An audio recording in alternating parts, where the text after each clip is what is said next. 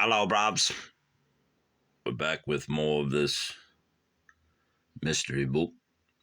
I'm holding it here on the cover, so it will show up in the preview. I'm too lazy to just scan the book and put it on as the thumbnail, so there you go.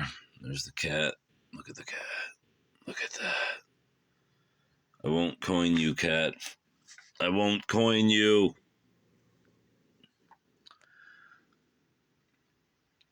I don't believe I have a book. I know I have a book about the origins of playing cards and the fact that they were the original book, which is what interested me in playing cards after all. And there's the black cat.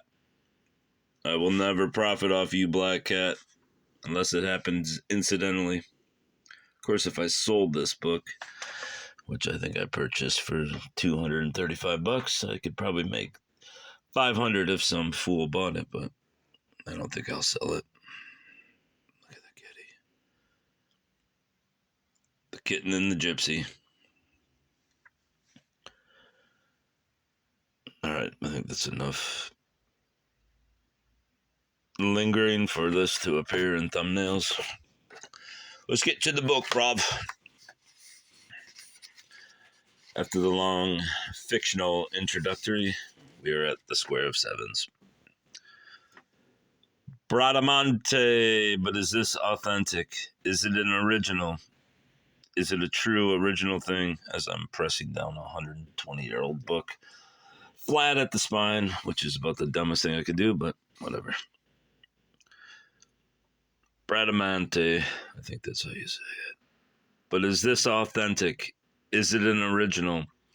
Is it a true original thing, sir? Gradasso, making a leg? A log? Does it say log? No, it says leg. Madame, 'tis as authentic as very authenticity itself.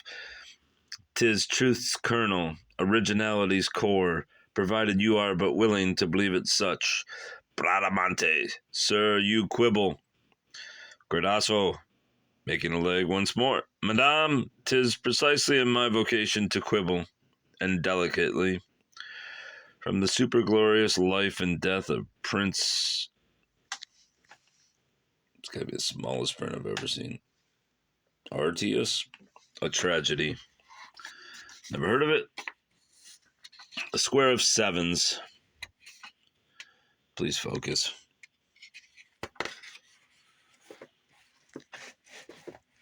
Of the preparing of the Square of Sevens, from which is made the parallelogram, with the due shuffles, deals, and disposals thereto. Take a pack of 52 cards, shuffle the same well 7 times, then present the pack to the person whose queries you seek to answer, who accordingly shall be called your querist, which is kind of ironic if you take the word by sound alone, since this man, Edward Irenaeus, or is it Irenaeus, whatever it is, Stevenson, who wrote, which is considered the first gay novel, Imre, in 1906. So it's kind of ironic that he writes this, considering that the book is a literary hoax and a spoof. Shall be called your queerist. Not that they were using the term queer back then, but maybe they were. I'm not versed in gay literature, so I don't know. Maybe they did, maybe they didn't. Therewith must your querist choose from the pack, without seeing the cards in it, 3 several cards, which are to be called his wish cards, the same being chosen with a cut between each choice. The querist must not seek to see these same wish cards. They are to be laid apart on the table, or left to repose. Oh, look at that. The page is come loose. Oh, I see. It's Actually, it was bound that way. The queerest care to all that followeth of the square, the parallelogram, and the reading be ended. Again, take in hand your pack and shuffle it yet smartly. There being 49 cards now left in it, proceed next earnestly to deal them forth on the table, in the following order and manner, and without first seeing their faces, and be solicitous of laying them down just as they shall come. Faces upward in a downward and oblique line, taking them from the topmost of the pack, until you have laid forth 7 cards. And while you choose and lay down the same, and indeed during all that here ensueth of directions for your following, avoid foolish conversation and sottish pleasantries with those about you. You can see the figure of 1, having your mind serious to your task. And I do agree with avoiding conversation. In fact, you should have 0 conversation with the person that you're giving a reading if it's strictly by luck, so-called science. When you talk to a person about a person that you do not know about the reading, it sort of just lends to the predictability of what you're gonna, what's the word? The predictability of what you're gonna forecast as their future. Shuffle again, and therewith from the store of the pack, add to the above 7 cards a dealing of 6 more, to be taken from the bottom of the pack, choosing these also without knowledge of suits or values. They shall be laid in an ascending border of 6. See it? To the right hand of your first series. Again, shuffle and deal out from the top of the pack 6 other cards, laying them in a downward border leftward to the 13 already placed. 19 cards now face you in the series. Shuffle again and deal from the bottom of the pack to the right hand of the figure A, making 5 cards in an ascending border. Oh, figure A. I don't understand. Figure A making. There's a making like doing. 5 cards in an ascending border. Shuffle again, and from the top of the pack, deal down other 5 cards laid in descent as a left-hand border. Your next shuffling and dealing will cause you to lay down from the bottom of the pack 4 cards in a right ascension, as you were laying a tiled floor or a ceiling pattern. There are now 3 and 30 cards laid. Again, shuffle, and from the top of the pack, lay downward a leftward border of 4 cards.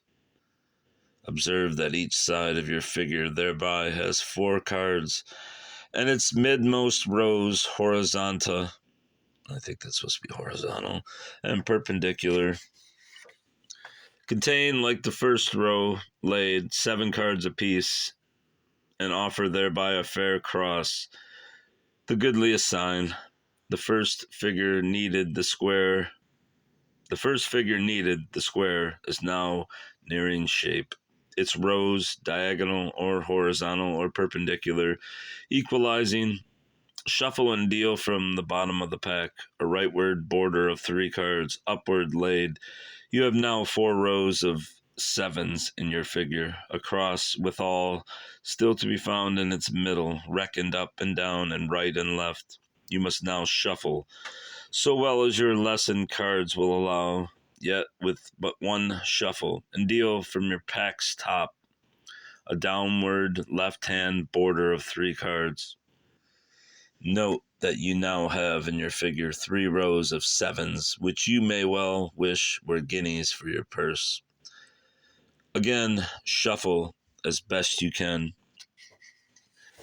And from your bottom cards in the pack, deal 2 cards laid at the right, upward as in figure 10, nearly finishing your square now, holding 4 rows of 7s.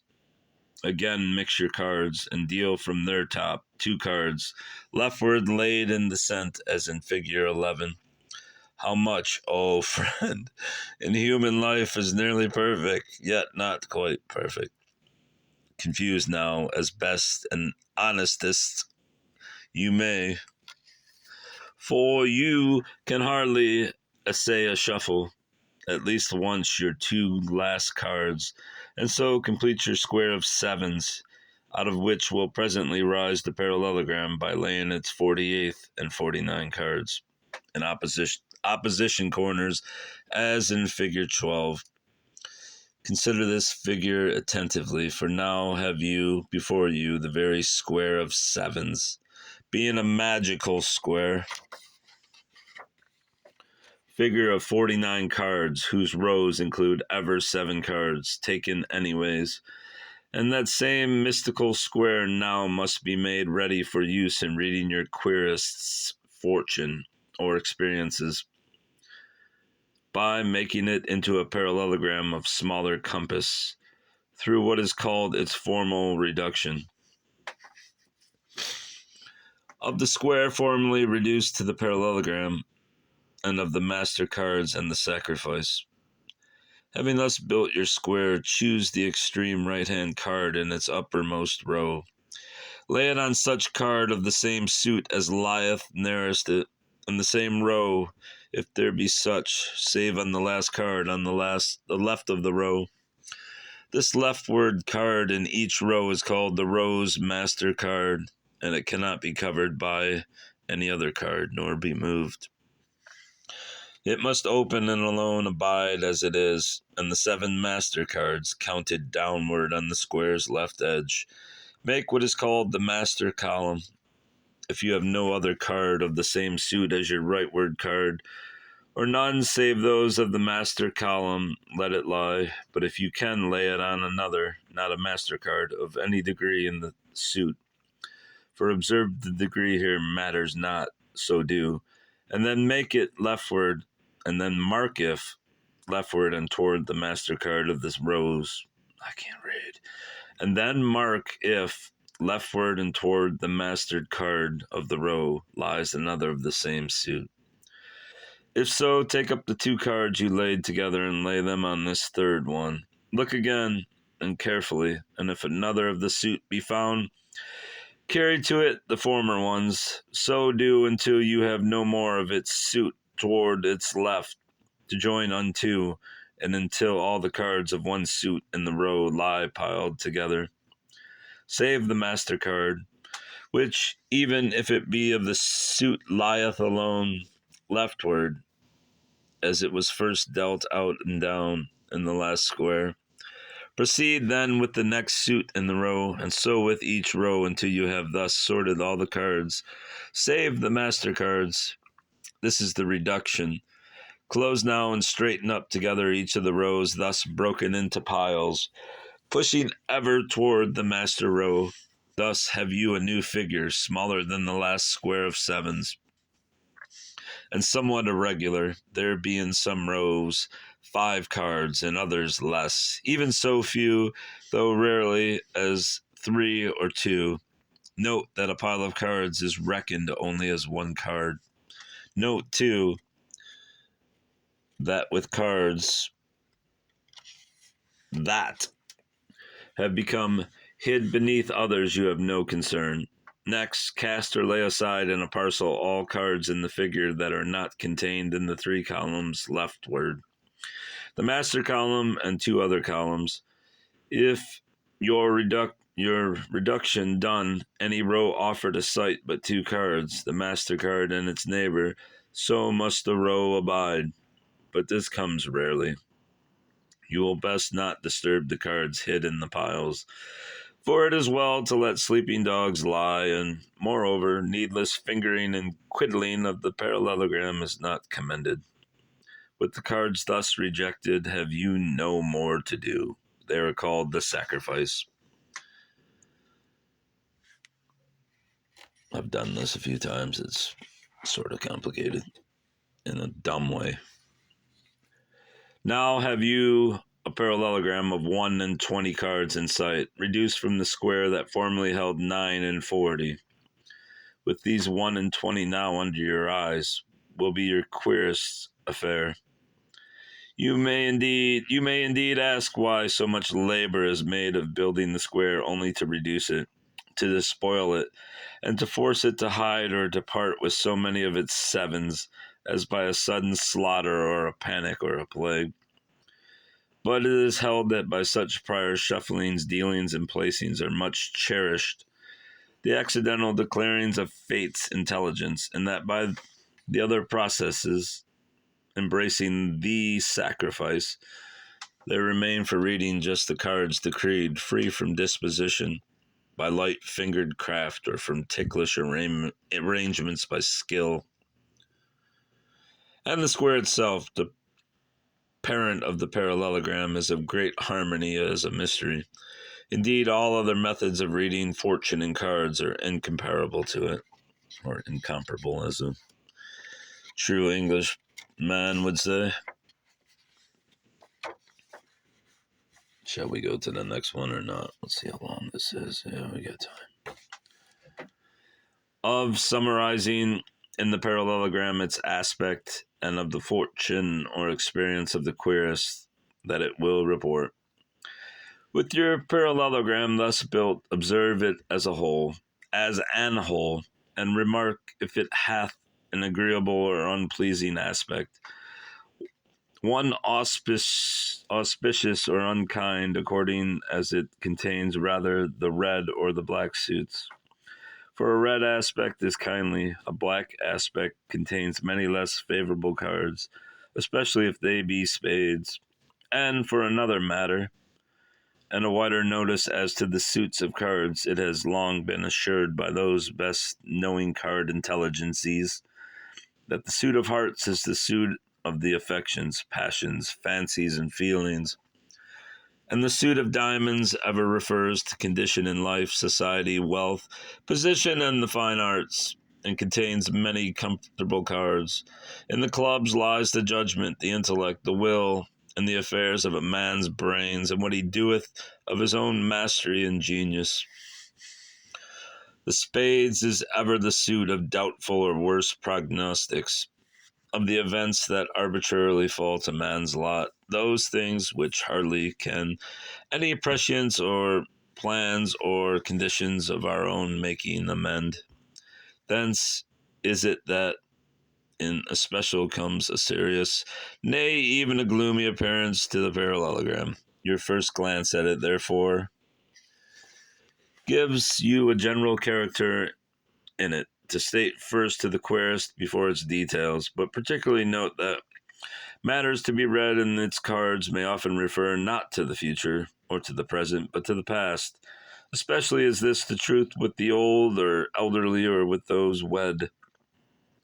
Such must expect to be told of experiences that lie behind them, rather than before them, of good or evil, for fate oft allows sparingly of incident to those of middle years or later, and therewith she is often pleased to make her oracle speak coldly to a querist of ancient circumstances. Hence, whether a significancy in a card speak of what is come or is yet to come, at best is none too certain, only it is true that the greater or harder experiences of mortal lives seldom be duplicated. Lives with the young or unwedded, the significancies are of the future with far more determination.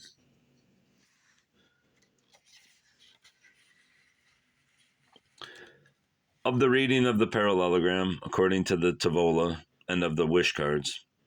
Note now your top card in the right-hand column, and also the card next it, and of course to the leftward, which leftward card is spoken of as as influencing the other. The significancy of it, for good or evil, is given in the Tavola that follows in this book by its proper suit and degree, and this you will tell to your querist. Next, note the card which was just now an influencing card, but which, now in its turn, is to be considered according to the influence cast on it by the master card beyond it leftward. Declare this significancy. Last, declare what may be the significancy of the MasterCard as such and alone, and so proceed, as to each card in the parallelogram, ever naming last the significance of the master card into your parallelogram, is all interpreted to the querist. And note that the master card, even as an influence, is not more potent than another, as far as is known, and that its dignity and potency arise only in its being uninfluenced, and so speaking from its significance with a certain individuality not belonging to its two fellows. Nor are there any influences cast upward or downward by the cards out of the row in which each lieth. Having read the parallelogram from beginning to end, slowly and honestly, lay forth those 3 wish cards early chosen by your querist, but not dealt in the square. If they contain more red than black cards, this shall come. The querist may wish a wish for his own profit or pleasure, even in removal of an evil that hath been read to him in the parallelogram. If these be black rather than red cards in the 3, he must wish a like wish for another. And in either case, if the cards deciding his privilege be of high degree, such as court cards, aces or above the 8, his wish is likely to be granted, or at least it is not in vain in some sort. But if the cards be low in values, he has desired to fruitlessness. Let it be minded that by the phrase, an high or a low card in a suit is ever meant, respectively, the cards above or below the 8, the aces being reckoned as the highest in a suit. And indeed, cards must ever be read with the considering of their degree and of the sex in court cards, where there be no special significancies given to the degrees. The judgment must shift as best it can. It is well not to oblige of any one evening, or on a set and single occasion, more than a querist or so may be obliged at most 3 querists, by making squares of 7s, and reducing the same, and reading what may lie therein.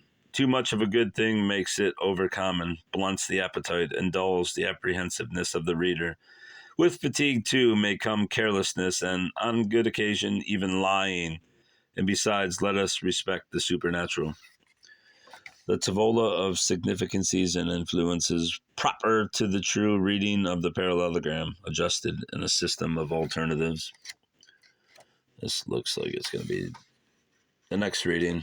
It will be. Goodbye.